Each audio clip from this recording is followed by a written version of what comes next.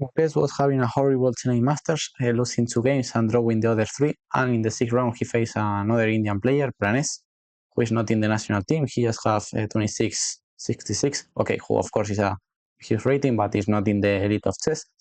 And for that game, Gukesh came with the Karokan defense, who he employed so much. D4, D5, and Pranesh goes for 45. In the lead, the majority of the players decide to advance the pawn. It's maybe the sharpest way to face the Karokan, the most aggressive, maybe the better one. Here, bishop f5, Gukesh always play with bishop f5, c5 is the other option. By the way, Pranesh here have many options. He came with knight d2, who is completely normal, but his idea came in the move 6. Here, after knight d2, knight b3, the most common setup is knight f3 followed by bishop e2, but Pranesh came with a different idea. He played h4 first, and after h6 by Gukesh, h5 is the main move. By the way, h6 by Gukesh is completely normal. Here he came with the other knight to g3. Who this knight used to go to f3. By the way, maybe with the pawns on h4 and on h6, Pranesh prepared the idea of knight e2, knight g3. I never saw this plan with white. It's maybe not the best according to the machine, but it's for only one game is completely playable. 97, knight g3, bishop e7. Now the plan of Pranesh was bishop e3, with the clear idea of avoid c5 is the idea of the variation play an early bishop e3 and especially an early knight d2, knight b3, trying to avoid c5. But Gukesh, instead of playing normal, as for example knight f5, something like that, or queen c7, or maybe a5, Gukesh decided to play c5 anyways. A little bit strange, because white just play knight d2, knight b3, and bishop e3 in his previous moves. So it's a little bit strange to play c5. With white pieces, if you are facing a player who you look in his games that he likes to play c5, and he has a high tendency of play c5, maybe this lane of Pranesh is a good idea to face this type of opponents who loves to play with c5. Because okay, c5 here is just not good, and Pranesh reacts very well with knight c5, knight takes and d takes, just taking the pawn. Of course, Gukesh was that he's going to lose the pawn, but his idea was knight c6, attacking e5. But c3, great move by Pranesh, not allowing d4. It's very important to stop this move. And Gukesh just captured the pawn. a6 was slightly better according to the machine, or queen c7. But okay, if you play like this with black, you are not going to want to have a pawn down. So Gukesh's idea, of course, was just capture the pawn. But here Pranesh started to fail a little bit. The only way to refute the Gukesh idea was bishop b5, giving this check, knight c6 natural. Here I really like bishop d4, avoiding the f8 bishop to be developed. Queen c7 and now b4, defending everything. And black one day can play bishop e7, but you can capture and queen e4, and white is better there. By the way, it's not easy to play like that with bishop d4. I really like this idea. Not easy to refute the move c5 by Gukesh, of course. So I should give that the c5 of Gukesh have sense. I can criticize so much the move. Okay, knight d5. Instead of that, Pranesh play queen e4, knight c6, and now bishop b5. Queen c7 looks more natural without being more the king, because okay, now sorry, the knight, because now the knight is pinned, because the king is on e8, but the queen is on d7 too. So this is the type of moves that Gukesh makes who are a little bit strange positionally. Queen d7, long castle, and okay, I didn't like to criticize so much the top level players, but the Indian players, many of the top Indian players play without concepts. Just they calculate very well. Okay, I accept that they are really great in calculation, in complicated position, playing without so much time in the clock. They came with some interesting opening ideas, but they don't understand well the chess. Now, with a fucking bishop on h7, you can go so long castle. Black have all the control of this diagonal with the bishop, so now the king is very exposed here. So a horrible positional move, long castle. And the king should be maybe better on g1. There's no reason of go long castle here.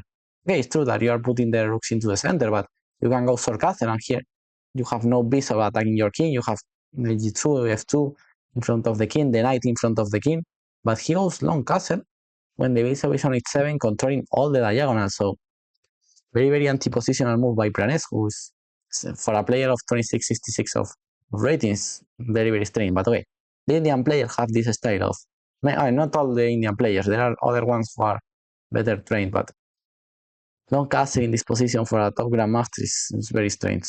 Okay, a6 by Gukesh, and as all the Indians, 95 would, not tactic, but good positional move, not allowing the bishop to be developed, and g6 is never possible because knight f6 is coming, so great move knight h5, very typical in this type of Karokans, with when the pawn is on h6 and the other one on h4. Long castle. Here, Stockfish play like this, but okay, this is a sad thing with white. I don't like this thing with white, with black having all the control, so this of course is not the idea of Pranes, who plays bishop e2, e5 by Gukesh, great move, going to attack and take all the control of the center, b4, and again, another great move of Gukesh, e4, capture. Here, knight f4 is completely lost. Here, king b2 by Pranes was slightly better, but okay, Gukesh is better anyway, and knight f4 is a horrible move.